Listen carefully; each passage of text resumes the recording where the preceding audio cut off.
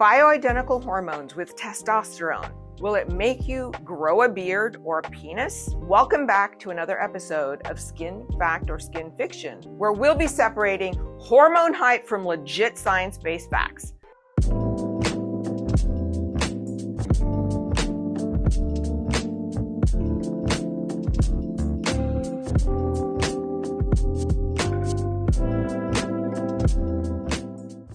Let me be crystal clear. These myths are so past their sell-by date, they're starting to smell bad. We've been recycling the same fear-based nonsense about testosterone in women and men for decades, and it's time we drag it into 2025. These are all things I still hear from patients and doctors, believe it or not, and you'll find them on social media as well. Myth number 10, no one's researching this stuff. In fact, the literature is robust. Dr. Rebecca Glaser and colleagues, you'll find the links to the medical literature below, have been publishing for years cohorts, pharmacokinetics, cardiovascular outcomes, prostate health, cognition, mood, vocal studies, breast health outcomes, you name it, it's been studied.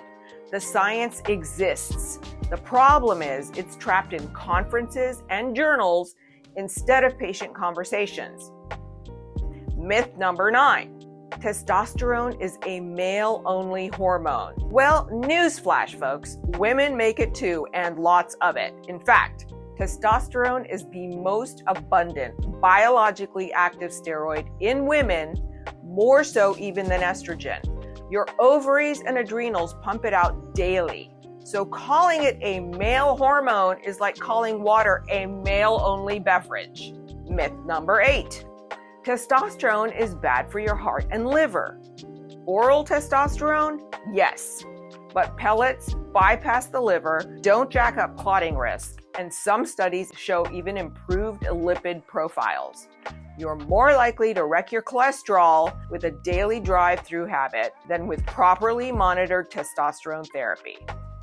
The Traverse trial in 2016 was a large randomized placebo-controlled study that looked at whether testosterone given to men aged 45 to 80 with confirmed low testosterone and cardiovascular risk were safe from heart attacks, strokes, or other major cardiac events. And it found that therapy did not increase cardiovascular risk compared with placebo. Moving on to myth number 7. Testosterone causes masculinization in women. Masculinizing? Only if you're injecting a man's dose. Then sure, you might start auditioning for Wolverine. But at physiologic dosing, keeping levels in a healthy premenopausal range, those fears are medically unfounded. Glaser studies in 2016 found 0 beard growth and no bulking up. Myth number 6 is related to myth number 7. Testosterone therapy in women deepens your voice. In fact, when testosterone is dosed appropriately, vocal cords are not going baritone. Dr. Glaser literally tracked pitch frequency in women on subcutaneous implants and found 0 change. No raspiness, no "Hey, I'm Batman." Myth number 5. Testosterone causes mood swings or aggression. The only aggression I've seen from my patients is toward people who told them they didn't need testosterone. Clinical evidence shows it's mood stabilizing and it doesn't turn you into the Hulk when he's about to go on an all-out rampage. So properly dosed testosterone tends to improve mood, stability, energy, and mental focus. The roid rage we hear about comes from anabolic steroid use, not physiologic replacement. Next up, myth number 4. Testosterone is just about your sex drive. Sure, it helps sex drive, but that's like saying your phone is only good for making calls. Libido is only part of the story.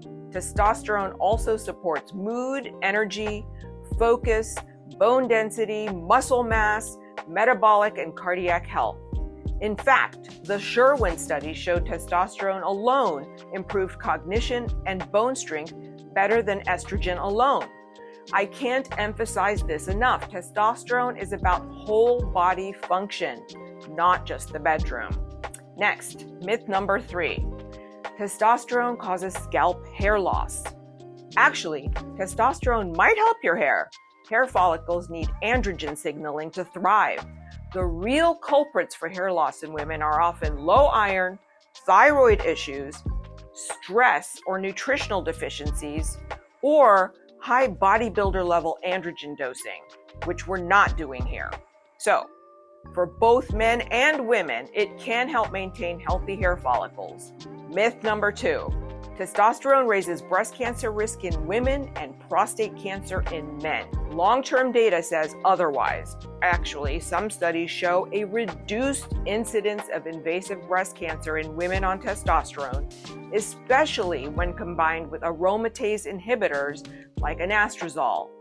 With regard to prostate cancer, multiple meta-analyses and large cohort studies show testosterone pellet delivery does not raise prostate cancer incidence and may even reduce aggressive disease by 50% in men with low testosterone.